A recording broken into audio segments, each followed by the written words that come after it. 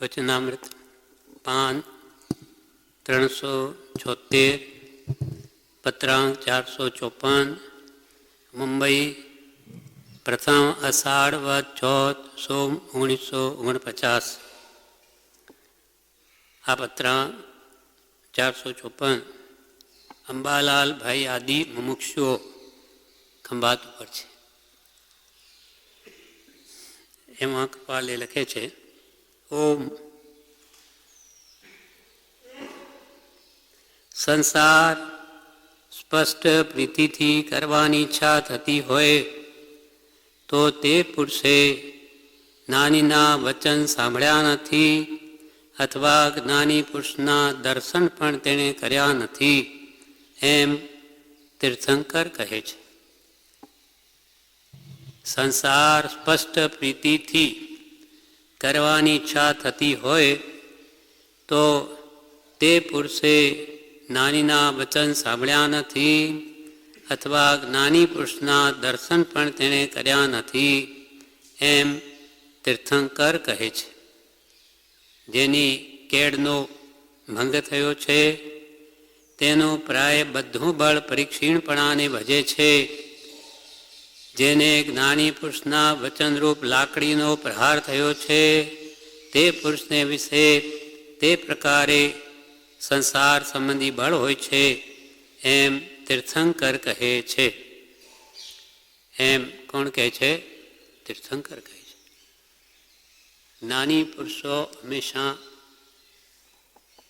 ભગવાન તીર્થંકરોનો ઉપદેશનું જ અવલંબન લે. દરેક કાળમાં તીર્થંકર ભગવાન માર્ગ આપે અને જ્ઞાનીઓ જે કંઈ ઉપદેશ આપે તે કેવડી ભગવાન તે જે ઉપદેશ આપ્યો એના આધારે જ આપે. તેમ કૃપાલ કે અમારે કંઈ બીજું કંઈ કહેવું નથી. જે ભગવાને કહ્યું એ જ કહેવું છે અને બીજું હોય જ નહીં. કેમ કે 1000 જ્ઞાનીનો કે 100 જ્ઞાનીનો પણ એક જ મત. જે ભગવાન ઋષભદેવ કહેતા હતા તે જ ભગવાન શાંતિનાથ કે પાર્શનાથ કે મહાવીર ભગવાને કહ્યું છે અને તે જ કૃપાલ કે અમે કહીએ છીએ. અનાદિ અનંત કાળમાં સર્વજ્ઞાનીઓનો અભિપ્રાય એક જ હોય છે. તો કે છે આ બધા તીર્થંકરો એવી વાત કરે છે કે સંસાર સ્પષ્ટ પ્રીતિથી એટલે અત્યંત આસક્તિપૂર્વક રાચી માચીને એટલે કે અત્યંત રાગ સહિત નિર્ભયપણે જો સંસારમાં પ્રીતિ કરવાની ઈચ્છા થતી હોય તો તે પુરુષે જ્ઞાની પુરુષના વચન સાંભળ્યા જ નથી. જ્ઞાનીના વચન સાંભળે તો એની કંઈ અસર તો થવી જ જોઈએ. નહીં તો કાં તો તે સાચા જ્ઞાની નહીં, કાં તે આરાધક સાચો નહીં. સાચા જ્ઞાની પુરુષ હોય ને અને આત્મબળ પ્રેરનાર એવા વચનો હોય તો સામા આત્માને કેમ અસર ના થાય? તો કે જીવની યોગ્યતા નથી. યોગ્યતા હોય તો થયા વગર રહે જ નહીં. એટલે અહીંયા કૃપાલ કે સંસાર સ્પષ્ટ પ્રીતિથી જેને જ્ઞાની ના મળ્યા હોય તો કરે જ છે દુનિયામાં. આપણે જાણીએ કે એને સત્પુરુષ મળ્યા નથી, પણ જેને મળ્યા હોય તે અજ્ઞાનીની જેમ જ વર્તન કરે તો એને જ્ઞાની મળ્યાનો ફરક શું? જેમ કૃપાલ દેવે સૌભાગભાઈને કોને કહ્યું કે તમે ને અમે જ્ઞાની પુરુષની આજ્ઞાએ નહીં વર્ત્યું તો કોણ વર્તશે? લૌકિક ભાવે. હા, તમે ને અમે અલૌકિક ભાવે નહીં વર્ત્યું તો કોણ વર્તશે? જેને જ્ઞાની મળ્યા, જ્ઞાની પર તો ઉપદેશ શ્રવણ કર્યો છતાં આપણામાં જો કંઈ ફેર ના આવે, આપણે જેમ સંસારી જીવોની જેમ પ્રવૃત્તિ કરતા હોઈએ રાચી માચીને જગતમાં, તો એને જ્ઞાનીના દર્શને કર્યા નથી અને ઉપદેશી સાંભળ્યો નથી. સાંભળ્યો હોય તો અસર થયા વગર રહે જ નહીં. કોઈ પણ પદાર્થ આપણે ખાઈએ તો એની અસર થાય છે, ભલે તીખો હોય ખાટો હોય, તો એનું ગુણધર્મ એ બતાવ્યા વગર રહે જ નહીં. તો આપણને જ્ઞાનીનો ઉપદેશ કેમ અસર નથી કરતો?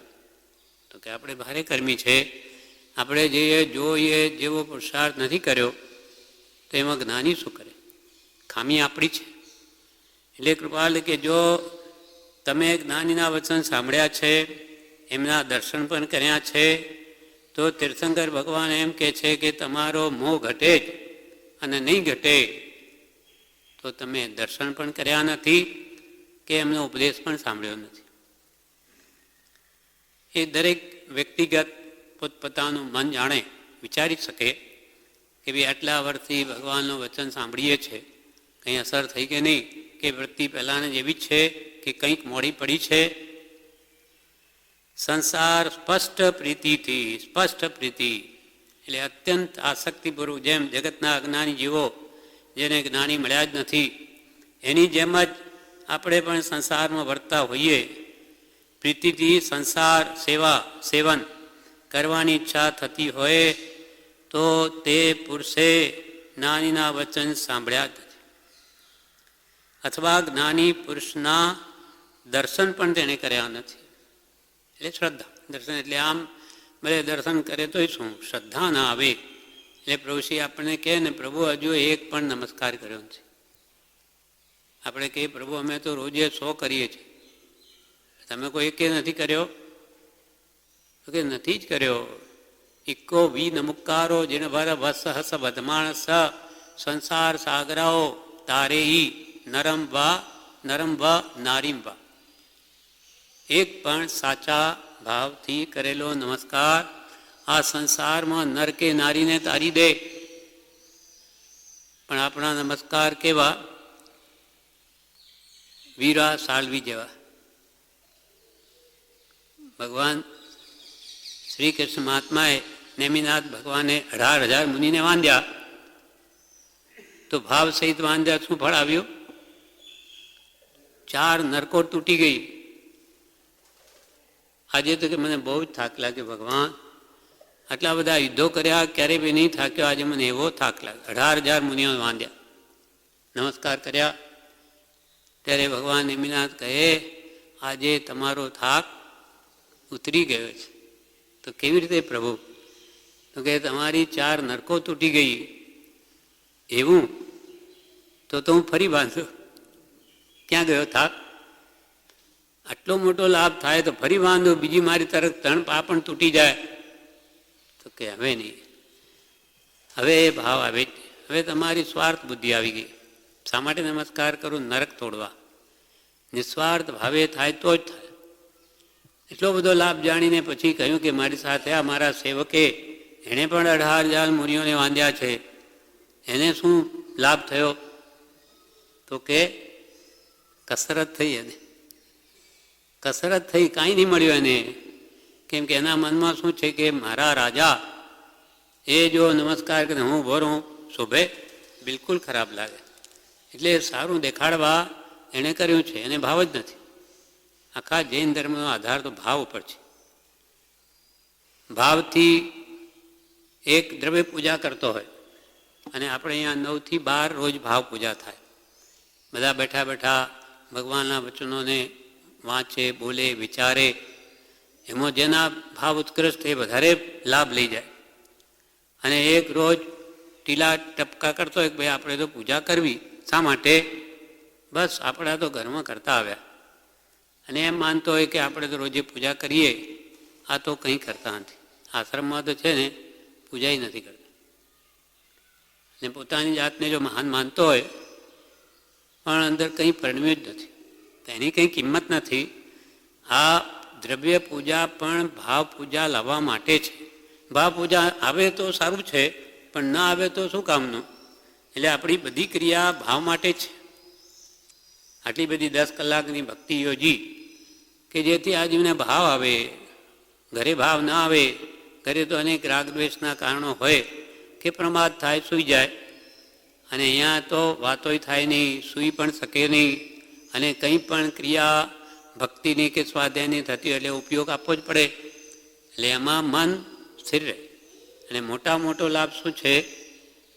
પ્રત્યેક જીવને પ્રતિ સમયે કર્મનો ઉદય તો છે જ. અહીંયા પણ આપણે છે જ. સારા ખોટા બધા જ ઉદય આવે, શુભ અશુભ કર્મના. પણ આપણી વૃત્તિ નાની પુરુષના વચનમાં હોવાથી તે કર્મ આવીને ખરી જાય. એ રસ ઉદય એનો ન થાય, પ્રદેશ ઉદય થાય.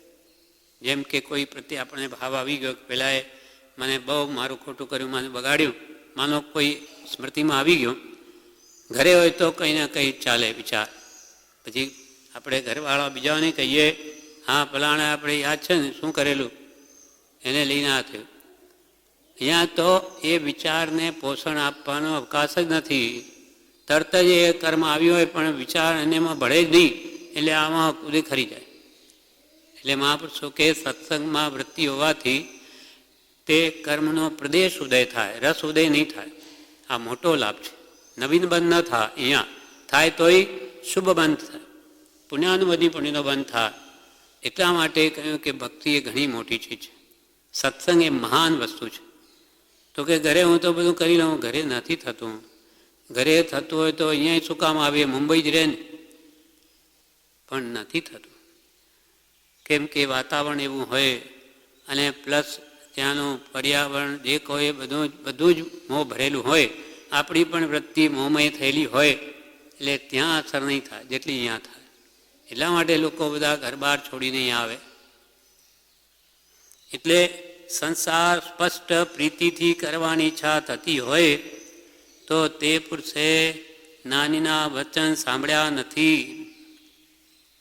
મહાબળકુમાર ઋષભદેવ ભગવાનજી જ્યારે મંત્રીઓએ કેવું કહેવા માંડ્યું, પેલો નાસ્તિકતાના વિચાર કહે, બૌદ્ધના કહે, વેદાંતિવાળો વેદાંતના કહે, અને જૈન સ્વયં બુદ્ધ મંત્રી જૈનના વિચાર.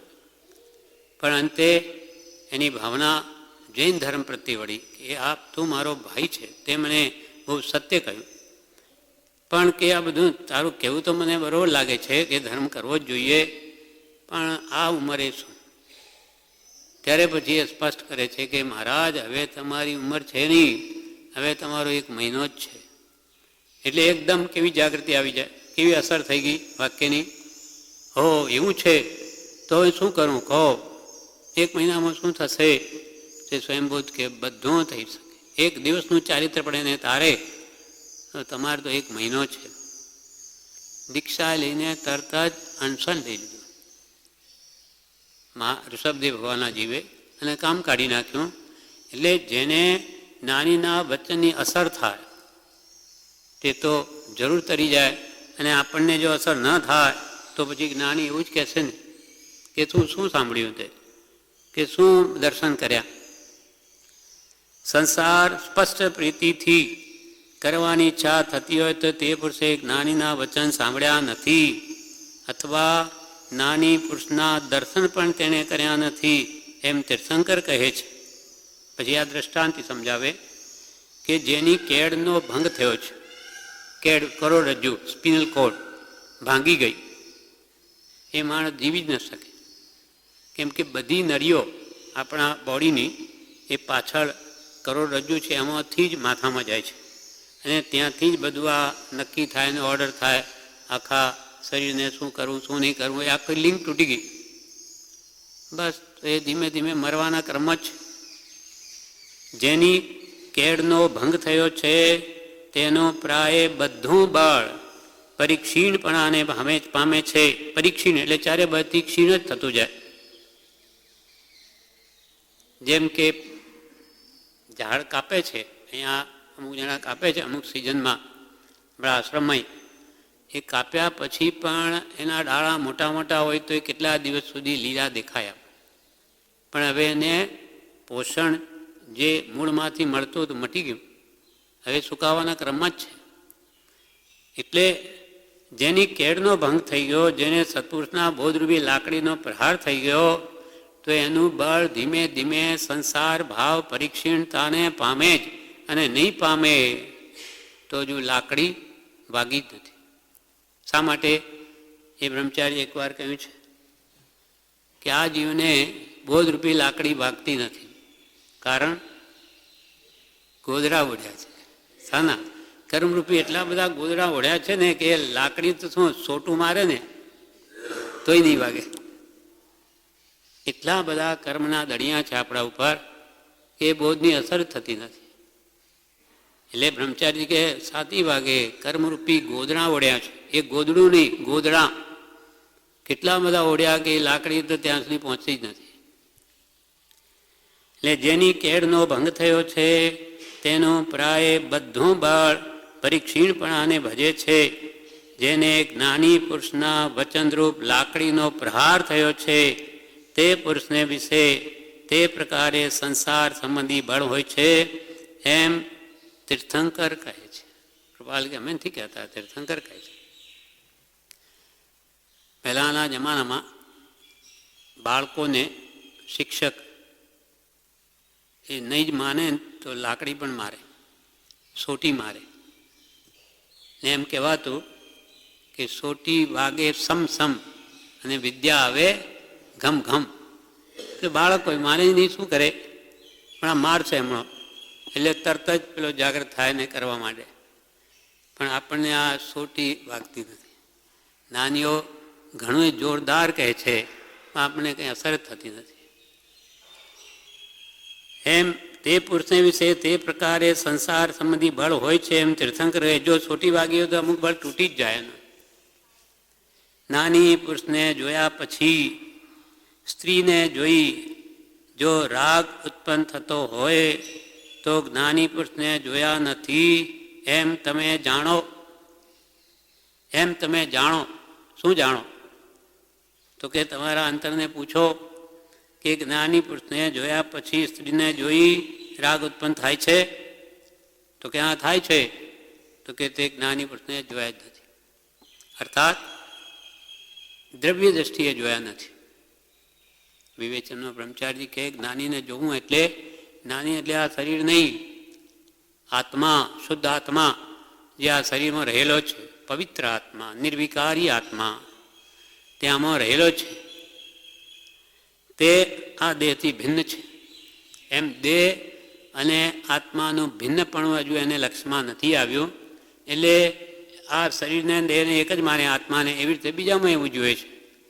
પણ નાનીને જો જ્ઞાન દ્રષ્ટિ આવે ને એને જો બે ભિન્ન ભાસતું હોય કે આ તો શુદ્ધ આત્મા છે, આ તો શરીર છે, ત્યાં ભેદ પડે તો અહીંયા પડે, અહીંયા પડે તો બધામાં પડે. પ્રભુશ્રીને અહીંયા ભેદ પડી ગયો એટલે પ્રભુશ્રી આ તો બધા મરદા દેખાય, તો બધા મરદા, પણ અમને તો પહેલાં આત્મા દેખાય છે બધામાં. આ ચેતન રામ બધામાં છે એટલે બધા બેઠા છે. બધી શોભા કોની છે? ચેતન આત્માની, શરીરની નથી. આપણે એમ માનીએ કે શરીર રૂપાળું છે, કેવું શોભે, એમાંથી જીવ કાઢી નાખો. જેને લઈને બધી શોભા છે એમ નાની કે આત્માને લઈને બધું શોભે. આત્માને મૂકીને અહીં આવજો, આત્મા નીકળી જાય, સુકાવા માંડે, ડાચા બેસી જાય, એક જ દિવસમાં ભયંકર રૂપ થઈ જાય, જોવું ન ગમે. બધી કરામાત મહાત્મ્ય તો આત્માનું છે. એમ નાની પુરુષને જોયા પછી જો સ્ત્રીને જોઈ રાગ, એટલે આમ તો દરેકમાં આપણે જોઈએ છીએ, પણ રાગ ભાવથી, મોહ ભાવથી જો રાગ ઉત્પન્ન થતો હોય તીવ્રપણે તો એને જ્ઞાની પુરુષને જોયા નથી એમ તમે જાણો. આનો આ વાક્યનો ખુલાસો કૃપાલદેવે ઉપદેશ છાયામાં થોડું વિસ્તારથી કહ્યું છે. આ જ વાતને 691 પાન ઉપર જણાવે છે.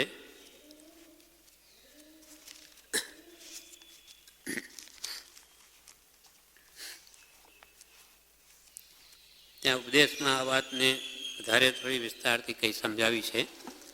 કૃપાલદેવ કહે છે, સંસાર પ્રીતિથી નહીં, સ્પષ્ટ પ્રીતિથી સંસાર કરવાની ઈચ્છા થતી હોય તો સમજવું કે જ્ઞાની પુરુષને જોયા નથી. જે પ્રકારે પ્રથમ સંસારમાં રસરહિત વર્તતો હોય, જે પ્રકારે પ્રથમ એટલે જ્ઞાની પુરુષને જોયા પહેલાં, જે પ્રકારે પ્રથમ સંસારમાં રસરહિત વર્તતો હોય તે પ્રકારે જ્ઞાનીનો યોગ થયા પછી પણ વર્તે નહીં. એ જ જ્ઞાનીનું સ્વરૂપ. જ્ઞાની નિર્વિકારી છે. આવા પુરુષનો આપણને સમાગમ થયો હોય, એના વચનો સાંભળ્યા હોય અને પછી રસ જો રહિત ન થાય તો પછી તે જોયા જ નથી, તું મળ્યો જ નથી. જેમ કે આપણે કહીએ કે આ તો જૈન છે. જૈન, જૈન કોણ? ખરેખર જીનનો અનુયાયી. જિનેશ્વર ભગવાન રાગદ્વેષ જેણે જીત્યા છે એવા જિનેશ્વર ભગવાનનો અનુયાયી એટલે પાછળ પાછળ ચાલનાર, એમ કહે એમ કરનાર, તે જ ખરો જૈન કહેવાય છે. બાકી નામ જૈન કુલમાં જન્મ્યા એટલે જૈન, એ તો નામથી જૈન છે. નામ અધ્યાત્મ ઠવણ અધ્યાત્મ દ્રવ્ય અધ્યાત્મ છંડો રે, ભાવ અધ્યાત્મ નિજ ગુણ સાધે તો તે શું રડમંડો રે. એટલે જૈન ભાવ દ્રષ્ટિએ તો જે ભગવાન તીર્થંકરોની આજ્ઞા પ્રમાણે ચાલે તે જ ખરો જૈન. તેમ આપણે કે આપણે કૃપાલયને માનવાવાળા, એ મારા ગુરુ છે, ગુરુ માન્યા હોય તો પછી શિષ્ય એના પાછળ ચાલે તો સાચા ગુરુ માન્યા. અથવા આપણે કે આપણે તો કૃપાલયનું શરણ છે, પણ શરણ ક્યારે કહેવાય? એ કહે એણે જે આજ્ઞા કરી હોય તેમ વર્તે તો. થઈ શકે એટલું તો કરે, નહીં થઈ શકે એનો ભાવ રાખે, એ જુદી વાત છે. પણ કરે એની આજ્ઞાથી વિરોધ, એ તરફ લક્ષ્ય જ ન હોય. અને આપણે તો કૃપાલયની ભક્તિ કરીએ છીએ, આપણે કે આંચ ના આવે, કોઈ બચાવી ન શકે. ખરેખર શરણ જ આપણે તારે, પણ સાચું શરણ લે તો. સર્વજ્ઞ ધર્મ શું શરણ જાણી, આરાધ્ય પ્રભાવાણી તો. અનાથ તું છે જ અનાદિનો, એકાંત સનાત થશે, એના વિના કોઈ ન બાંય થશે. પણ યથાર્થ અવલંબન એટલે આ બધી પ્રીતિ જેમ નાની કે તૂટે તો જ એ સહાય કરે. નાની કેવી રીતે રાજી થાય? એક સત્પુરુષને રાજી કરવામાં કેવી રીતે રાજી થાય? તો કે ત્યાગ, વૈરાગ્ય, ઉપશમ, ભક્તિ આપણામાં આવે તો જ નાની રાજી થાય. અહીંયા કે બીજી ચાપલુસીનો કોઈ અહીંયા છે નહીં કે એને પૈસા આપો કે માન મોટાઈ આપો તો તમે તારી દેવું છે જ નહીં. અહીંયા તમારી આત્મશુદ્ધિ કરો તો એ રાજી થાય. તેમ જે પ્રકારે પ્રથમ સંસારમાં રસ સહિત વર્તો હોય તે પ્રકારે જ્ઞાનીનો યોગ થયા પછી વર્તે નહીં. એ જ જ્ઞાનીનું સ્વરૂપ, એ જ સાચા જ્ઞાની હોય તેમ થયા વગર રહે નહીં. કાં તો સાચા જ્ઞાની નહીં, કાં તેનો આરાધક સાચો નહીં. કૃપાલદેવ તો સાચા છે, કેમ કે પ્રભુશ્રીજી, બ્રહ્મચારજી કે જૂઠાભાઈ, સ્વભાગભાઈ વગેરે આત્માનું પરમ હિત કર્યું છે એમના મારફત. આપણે નથી થતું, ખામી આપણી છે. નાનીને જ્ઞાન દ્રષ્ટિથી નાનીને અંતરદ્રષ્ટિથી જોયા પછી સ્ત્રી જોઈને રાગ ઉત્પન્ન થાય નહીં. કારણ કે કૃપાલદેવ સમજાવે વિસ્તારથી, કારણ કે નાનીનું સ્વરૂપ વિશેષ સુખ કલ્પનાથી જુદું છે. નાનીને આત્મદ્રષ્ટિ ઓળખ્યા હોય કયું સુખ ભોગવે? આત્માના સ્વભાવથી ઉત્પન્ન થતું. એમ નાનીનું સ્વરૂપ તો વિશેષ સુખ કલ્પનાથી જુદું છે. આત્માનું અનંત સુખ જાણ્યું હોય તેને રાગ થાય નહીં વિષયોમાં. આત્મામાં અનંત સુખ છે એમ જો નાનીને અંતરદ્રષ્ટિ જુએ તો કે છે એને પણ સ્ત્રીને જોઈને રાગ ઉત્પન્ન થાય નહીં. અને જેને રાગ થાય નહીં તેણે જ નાનીને જોયા અને તેણે જ નાની પુરુષના દર્શન કર્યા પછી સ્ત્રીનું સજીવન શરીર અજીવનપણે ભાસ્યા વિના રહે નહીં. અજીવન એટલે મળદા સમાન, ગણે કાષ્ઠની પૂતળી તે ભગવાન સમાન. કારણ કે નાનીના વચનો યથાર્થ રીતે જેણે સાચા જાણ્યા છે, નાનીની સમીપ દેહને આત્મા જુદા પૃથક જાણ્યા છે, તેને દેહ બાદ કરી આત્મા ભિન્ન ભિન્ન ભાસે અને તેથી સ્ત્રીના શરીરને આત્મા જુદા ભાસે છે. કારણ બતાવ્યું કે જ્ઞાની સમીપે, નાનીની પાસે એનો બોધ સાંભળીને અને આત્મા અને દેહને જુદા જુદા જાણ્યા છે જેણે, તેને દેહ બાદ કરી આત્મા ભિન્ન ભિન્ન ભાસે અને તેથી સ્ત્રીના શરીર અને આત્મા જુદા ભાસે. આત્મા તો દરેકનો પરમાત્મા જેવો છે અને શરીર છે તે મળમૂત્રની ખાણ છે. અને આત્મા જુદા પૃથક જાણ્યા છે તેને બે દેહ બાદ કરી આત્મા ભિન્ન ભિન્ન ભાસે અને તેથી સ્ત્રીના શરીર અને આત્મા જુદા ભાસે છે. તેણે સ્ત્રીનું શરીર માંસ, માટી, હાડકાં આદિનું પૂતળું જાણ્યું છે એટલે ત્યાં રાગ ઉત્પન્ન થતો નથી. આખા શરીરનું બળ ઉપર નીચેનું બધું કમર ઉપર છે. જેની કમર ભાંગી ગઈ છે તેનું બધું બળ ગયું. વિષયાદિ જીવની તૃષ્ણા છે. અનાદિનો આપણો રોગ છે. વિષયાદિ જીવની તૃષ્ણા છે. સંસારરૂપી શરીરનું બળ આ વિષયાદિરૂપ કેડ કમર ઉપર છે.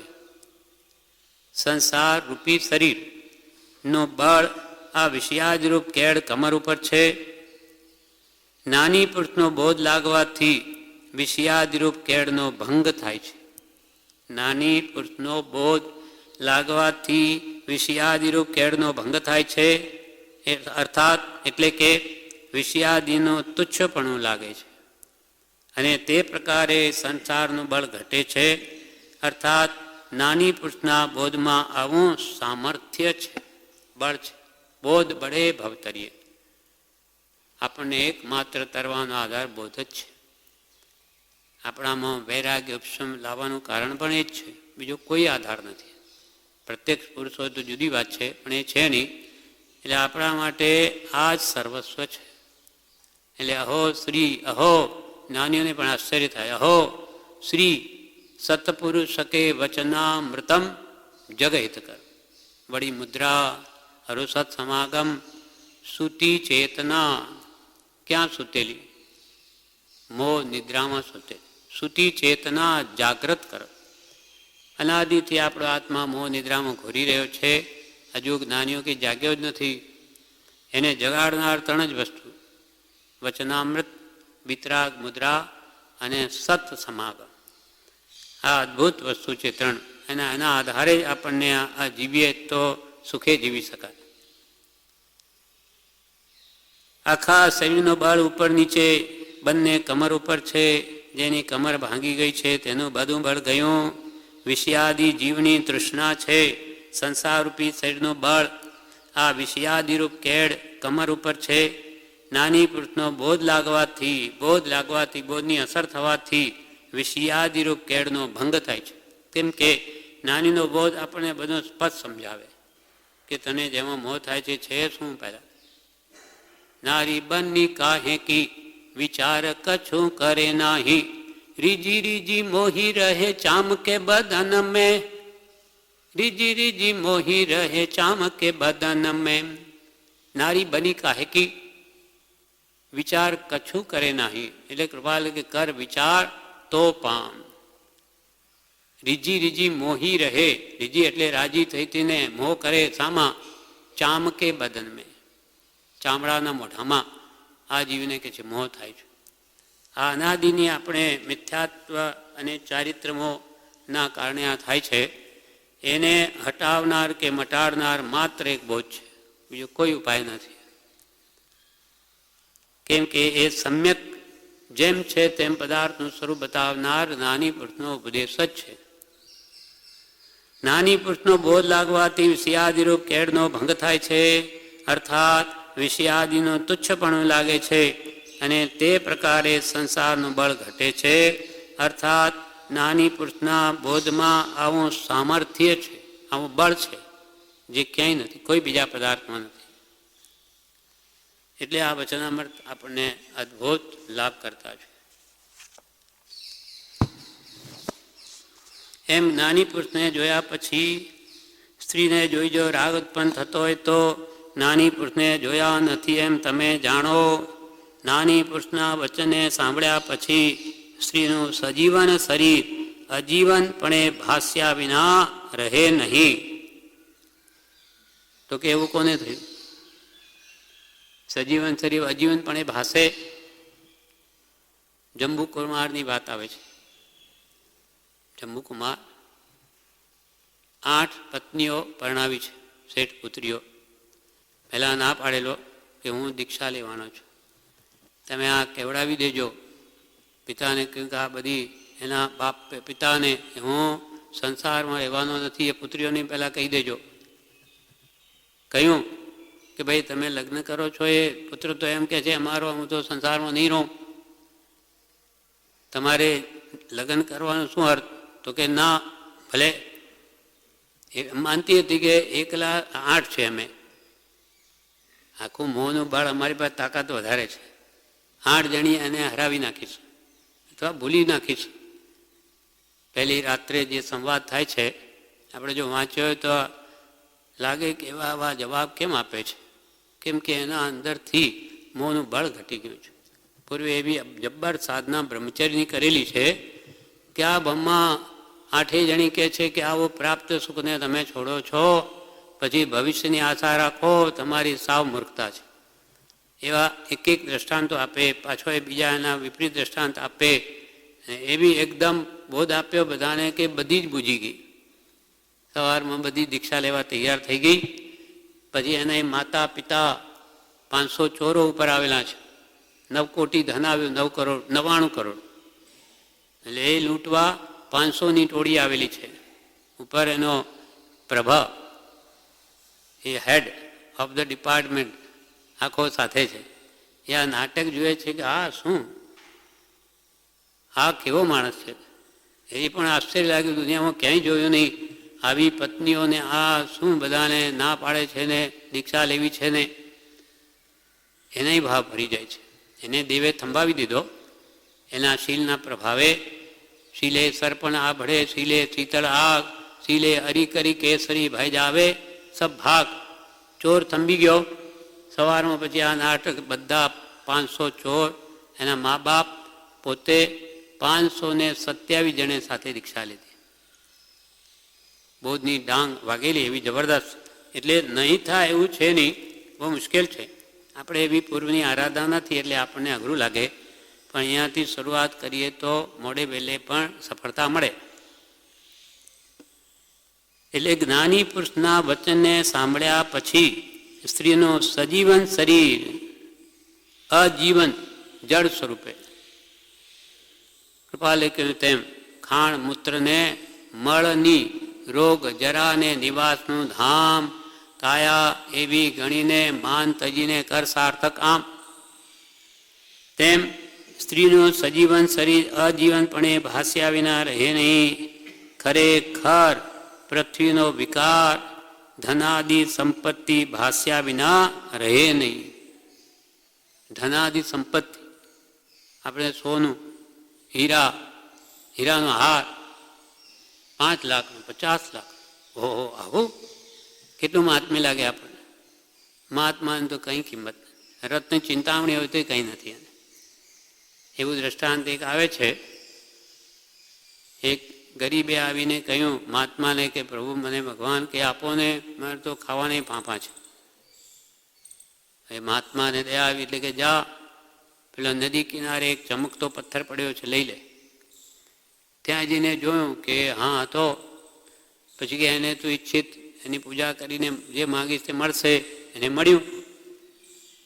એટલે એને થયું કે અરે આવી આ વસ્તુ શું છે જે મહાત્માએ મને આપી, પોતે કેમને લીધી? એટલે એમને પાછું જઈને કે આ વસ્તુ એટલી બધી અદ્ભુત છે રત્ન ચિંતામણી હતો, તો આપે એને કેમ નહીં લીધો? તો કે અમારી પાસે તો એથી વિશેષ છે, એટલે અમારે એની જરૂરત જ નથી. ગો ધન ગજ ધન રતન ધન કંચન ખાન સુખાન, પણ જબ આવે સંતોષ ધન સબ ધન ધૂળ સમાન. અમારે શું કરીએ પથરાન, અમારે કંઈ નહીં જોઈએ. એટલે એથી પણ વિશેષ જેને પૃથ્વીનો વિકાર ભાષે, પથરાને શું કરવું છે? જેમ કૃપાલય આપણને શું કહે, આખું જગત સોનાનું થાય, 5-50 કિલો નહીં, બધી પૃથ્વી સોનાની બની જાય તો પણ અમારે તો 3 વચ્ચે તણકલા ભર, એની કોઈ કિંમત નથી. કેમ કે પૂતગલનું મહાત્મ્ય જ કેવું, નજરમાંથી પૂતગલનું મહાત્મ્ય છે નહીં, મહાત્મ્ય આત્માનું છે. આત્મા છે તો આ સોનું છે કે હીરા છે તો કોણ કહે? બધી જીવની કલ્પના છે, એમાં એ કલ્પ્યું વસ્તુ થોડી છે અને એવી મળીને આપણે આની આ કિંમત રાખીએ, એમ આ બધું કલ્પિત છે બધું. ખરેખર પૃથ્વીનો વિકાર ધનાદિ સંપત્તિ ભાસ્યા વિના રહે નહીં.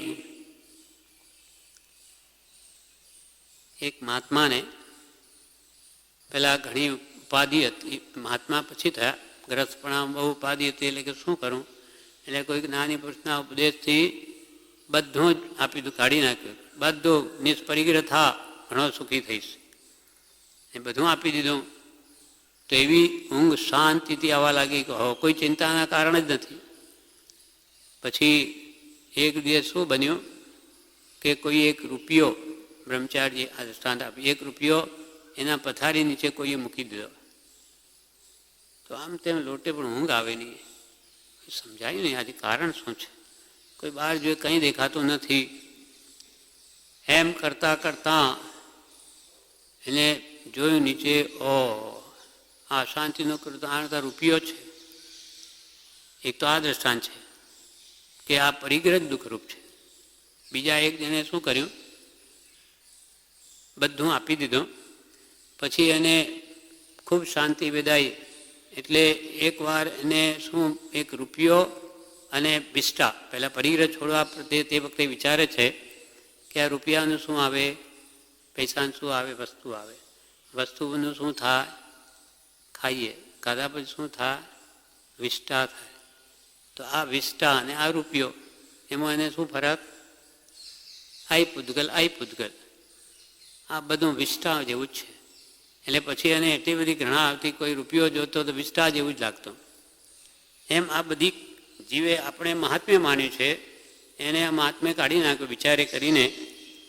એમ ખરેખર પૃથ્વીનો વિકાર ધનાદિ સંપત્તિ ભાસ્યા વિના રહે નહીં. નાની પુરુષ સિવાય તેનો આત્મા બીજે ક્યાંય ક્ષણભર સ્થાયી થવાને વિશે છે નહીં. પછી તો કેવી શક્તિ આવી જાય છે. નાની પુરુષ સિવાય, જૈસે સમુદ્ર જહાજ વીણ સુજત ઓર અને ઠોર. જહાજ ઉપર કોઈ પક્ષી બેઠું હોય, હવે જહાજ તો સમુદ્ર વચ્ચે ચાલી રહ્યું છે, પેલું ઉડે પણ ઉડીને જાય ક્યાં, પાછું ત્યાં જવું પડે. ક્યાંય ત્યાં કોઈ ઝાડ નથી, એને આ જે કંઈ પણ વિશ્રાંતિનું સ્થાન જહાજ જ છે. એટલે જૈસે સમુદ્ર જહાજ વીણ સુજત ઓર ન ઠોર, તેમ નાની પુરુષ સિવાય તેનો આત્મા બીજે ક્યાંય ક્ષણભર સ્થાયી થવાની વિશે છે નહીં. એને શાંતિ કંઈ મળે જ નહીં. શાંતિ સત્પુરુષના વચનમાં જ છે, ત્યાં જ મળે. એટલે હરિપરીને પાછો ત્યાં જ આવે. એ આદિ વચનો તે પૂર્વે નાની પુરુષો માર્ગાનુસારી પુરુષને બોધતા હતા. માર્ગાનુસારી એટલે છૂટવાના કામીને, તેને માટે આ વચનો ઉપયોગી છે.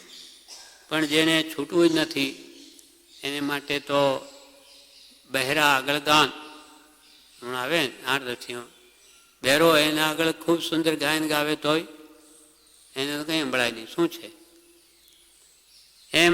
અથવા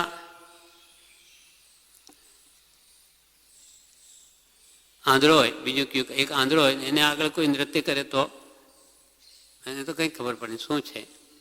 અથવા ભેંસ આગળ ભાગવત વાંચે, ભેંસ શું સમજે. એમ જે ખરેખર જેને ગરજ છે, આત્મકલ્યાણ કરવું છે, કૃપાલદેવ પોતે કે અમારા વચનો કોના માટે છે, જે ધાકડે ધાકડ માન્ય કરવા તૈયાર હોય તેના માટે છે. બાકી અમને પાસે સમય નથી કે ખાલી અમે બોલ કરીએ અને તમારે કંઈ પડી નથી એટલે વર્તવાની, અમને પાસે સમય નથી. એ તો બધાનું કલ્યાણ છે, જે પણ કલ્યાણ નથી કરવું તો એ બોલે જ નહીં. એ આદિ વચનો પૂર્વે જ્ઞાની પુરુષો માર્ગાનુસારી પુરુષને, એ માર્ગને અનુસરનારા આચરનારા એવા પુરુષને બોધતા હતા, જે જાણીને સાંભળીને તે સરળ જીવો આત્માને વિશે અવધારતા હતા.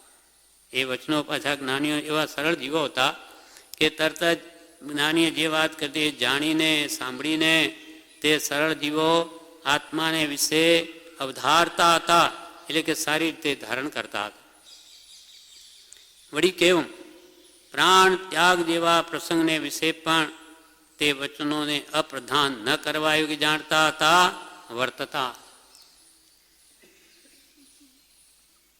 પ્રાણ જાય પર વચન ન જાય, અથવા આપણે 8 બોલીએ છીએ ધર્મ અર્થે અહીંયા પ્રાણને જે છાંડે પણ નહીં ધર્મ. તો તો એવા જીવો કે છે પહેલાં હતા. પ્રાણ ત્યાગ જેવા પ્રસંગને વિશે પણ તે વચનોને અપ્રધાન ન કરવા એવું જાણતા હતા અને પાછા વર્તતા હતા. તે પ્રમાણે તમ સર્વે મુમુક્ષુ ભાઈઓને અમારા ભક્તિભાવે નમસ્કાર પહોંચે. અમારો આવો ઉપાધિ જોગ જોઈ જીવમાં ક્લેશ પામ્યા વિના જેટલો બને તેટલો આત્મા સંબંધી અભ્યાસ વધારવાનો વિચાર કરજો. અમને તો આ ઉપાધિ છે એટલે એ સંબંધી તમે કોઈ જીવનમાં દુઃખ પામશો નહીં, ક્લેશ કરશો નહીં. જેટલો બને તેટલો તમે તમારા આત્માની શ્રદ્ધા દ્રઢ થાય. આત્મા સંબંધી અભ્યાસ, આત્માની ઓળખાણ, આત્માની શ્રદ્ધા એ કરવાનો અભ્યાસ વધારવાનો વિચાર કરજો. હવે છેલ્લો પેરેગ્રાફમાં શું લખે છે? સર્વથી સ્મરણજોગ વાત તો ઘણી છે. આવું તો સ્મૃતિમાં યાદ રાખવા જેવું ઘણું છે, પણ તથાપિ સંસારમાં સાવ ઉદાસીન, વૈરાગ્ય ભાવ, વિરક્ત ભાવ, સંસારમાં સાવ ઉદાસીનતા. ઉદાસીન, ઉદ એટલે અધર, આસીન એટલે બેસવું, એટલે કે ક્યાંય લેપાવું નહીં સંસારમાં રહ્યા છતાં પણ આ કે છે યાદ રાખવું. સર્વથી સ્મરણજોગ એટલે યાદ રાખવા જોગ વાત તો ઘણી છે. તથાપિ સંસારમાં સાવ ઉદાસીનતા, પરના અલ્પ ગુણમાં પણ પ્રીતિ, પરના અલ્પ ગુણમાં પણ પ્રીતિ. ગુણી જનો કો દેખ હૃદય में मेरे प्रेम उमड़ावे, बने जहाँ तक उनकी सेवा करके यह मन सुख पावे. પરના અલ્પ ગુણમાં પણ પ્રીતિ અને પોતાના અલ્પ દોષને વિશે પણ અત્યંત ક્લેશ. હે પ્રભુ શું કહું, દીનાનાથ દયાળ, હું તો દોષ અનંતનું ભાજન છું. મારામાં અનંત દોષ છે ભગવાન. શું મોઢું બતાવું, મુખ બતાવું શું? પોતાના અલ્પ દોષને વિશે પણ અત્યંત ક્લેશ અને દોષના વિલયમાં અત્યંત વીરીનું સ્ફુરવું. પાછા દોષ જોયા કે ભાઈ આમાં બધા છે, મારામાં ક્રોધમાં માયલોભ છે જ, બધામાં છે, એમાં શું? એમ જીવ કરે તો કોઈ દિવસ દોષ જાય નહીં. મારે તો કાઢવા છે, બીજાની વાત બીજા જાણે. એમ પાછું કે દોષના વિલયમાં અત્યંત વીરનું સ્ફુરવું. એ વાતો સત્સંગમાં અખંડ એક શરણાગતપણે ધ્યાનમાં રાખવા યોગ્ય છે. જ્ઞાનીનું શરણ સ્વીકારી અને દોષોને કાઢવા માટે હંમેશા ધ્યાનમાં રાખવા યોગ્ય છે. જેમ બને તેમ નિવૃત્તિ કાળ, નિવૃત્તિ ક્ષેત્ર, નિવૃત્તિ દ્રવ્ય અને નિવૃત્તિ ભાવને ભજ્યો. અંબાલાલભાઈ દીસર મોક્ષોને, ત્રિભુવનભાઈ, અંબાલાલભાઈ, છોટાભાઈ, બધાને કે નિવૃત્તિ કાળ, તમે જે કાળમાં નિવૃત્તિ લો તે નિવૃત્તિ કાળ નિવૃત્તિ ક્ષેત્રમાં જજો. અને નિવૃત્તિ દ્રવ્ય એટલે પોતે આત્મા નિવૃત્તિ લે, પોતે એ નિવૃત્તિ દ્રવ્ય બની ગયું. અને નિવૃત્તિ ભાવ એટલે રાગ દ્વેષ ભાવને ત્યાગવાનો ભાવ, તે નિવૃત્તિ ભાવને ભજજો. તીર્થંકર ગૌતમ જેવા જ્ઞાની પુરુષને પણ સંબોધતા હતા કે સમય માત્ર પણ પ્રમાદ યોગ્ય નથી. તીર્થંકર ભગવંતો ક્યાં ગૌતમ સ્વામી, ચાર નાના ધરતા, એને પણ કે છે કે સમય માત્ર પણ પ્રમાદ કરવા યોગ્ય નથી હે ગૌતમ, એમ કહેતા હતા. પ્રણામ. તો પછી આપણને તો કેટલી જાગૃતિ હોવી જોઈએ. આપણે તો પ્રમાદમાં જ છીએ નિરંતર. એક ભક્તિ કે સ્વાધ્યાય કે સ્મરણ, એ સિવાય આખો દાડો શું છે? આત્મા સિવાયની બધી પ્રવૃત્તિ પ્રમાદમાં જ આવે છે. પ્રમાદને 15 ભેદ છે: વિષય, કસાય, વિકતા, નિદ્રા અને સ્નેહ. વિકતા બધું આવી ગયું. એ તો બરાબર, એ તો પ્રમાદના 15 ભેદ કયા? વિષય, કસાય અને વિકતા. 5 એના વિષયો, 4 કસાયો, હા, 5 ને 4 9, અને 4 વિકતા. સ્ત્રી કથા, રાજકથા, દેશકથા, ભોજન કથા. આ થયા 13. 9 ને 4 13. 14મો સ્નેહ, રાગ કરવો, અને 15મો નિદ્રા. આ પ્રમાદ, બધું પ્રમાદ જ છે. આપણે આ જ થયા છે.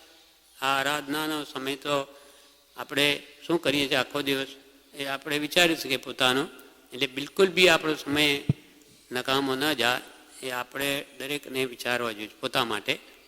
નહીં તો વાતોમાં તો આખું વીતી ગયું જીવન, ને હજુ પણ જાગૃતિને તે પૂરું થઈ છે અને કેટલું બાકી રહ્યું છે એ ખબર નથી.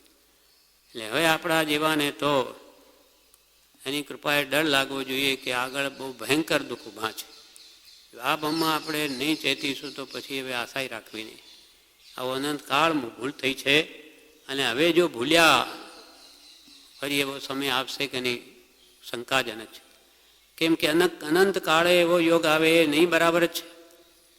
અનંતા જન્મણ વીતી જાય કાળચક્રો, ત્યારે એટલો ઊંચો માંડ આવે અને અહીંયાથી પડી જાય તો પાછો ક્યારે ઊંચો આવે, અને અમુક ભાવ પછી તો એ જીવ નીચે નીચે જયા કરે. જેમ કે આ ગરોલીને આ બિલાડીને બધા છે, આ ભાવમાં એમની દ્રષ્ટિ શું રહે, જીવ ઇન્સાની મારું પકડું માયા કપડથી કોઈ રીતે, તો એ ક્યાં કેવા કર્મ બાંધે, નીચે નીચે યોનીમાં જાય, નરકમાં જતો રહે. જેમ પછી વધારે જીવ જો પાપ કરે પછી ઊંચું આવવું બહુ અઘરું છે. આ કામ નિર્જા કરતો ક્યારેય ઉપર આવે, જ્યારે આપણને તો બધી જ જોગવાઈ છે. હવે થોડીક છોડી દે 5 એના વિષયોની આસક્તિ, બધું જ સવળું. એટલે એક ભવના થોડા સુખ માટે અનંત ભવનો અનંત દુઃખ નહીં વધારવાનો પ્રયત્ન સત્પુરુષો કરે છે. શ્રદ્ધા આવે તો બધું થાય. નાનીઓ કે આવા તો આ તો શું છે, સુખ સંસારના કંઈ જ નથી દેવલોકના હિસાબમાં, તે તો ઘણા બધા સુખો આનાથી ભોગવ્યા છે. ત્યાં યુગલિકમાં પણ કેટલા લાંબા આયુષ્ય, તે શાંતિ છે પણ ધર્મ નથી. શું કામના બધા સુખો? તે સુખ પર કે શીલા પડો કે જ્યાં ધર્મ ભૂલાય છે. દેવલોકમાં તો જઈ શક્યા જો નાની પુરુષો પાસે જવું હોય તો, પણ એ ભાવ તો થવા જોઈએ ને. હવે ભારતમાં ક્યાં હિન્દુસ્તાનમાં આખા વિશ્વમાં કેટલા માણસો છે, સત્સંગ ભક્તિ કે આત્મકલ્યાણ કરવાની ભાવના કેટલાને થાય? તેમ દેવલોકમાં એ જ છે, એ જીવો ત્યાં જાય છે, ત્યાં આવા ભાવો જ ન કર્યા હોય ત્યાં કંઈ ભાવ નહીં થાય. ત્યાં હરવા ફરવાના અહીંયા જેમ જીવોમાં ભાવ થાય તે જ ત્યાં થાય, ત્યાંથી પછી વધારે નીચ ગતિએ જાય. એટલે કે આવા સુખ પર શીલા પડો કે જે આપણે ઉપર લઈને એકદમ નીચે પાડી દે. એટલે કે જે સુખ અંદર દુઃખ બસે સો સુખ ભી દુઃખરૂપ, એ દુઃખનું જ બીજું રૂપ છે. ચડ ઉતંગ જ્યાં સે પતન, શિખર નહીં વો કૂપ. ઉપર ચડે છે હું તો એટલો ઊંચો, અરે પણ ત્યાંથી પડવાનું છે ને તો તારા માટે વધારે ઊંડો કૂવો થાય છે. નાની એ બધી વાત કરી છે, પણ આપણને શ્રદ્ધા આવે તો એનું કામ થઈ જાય.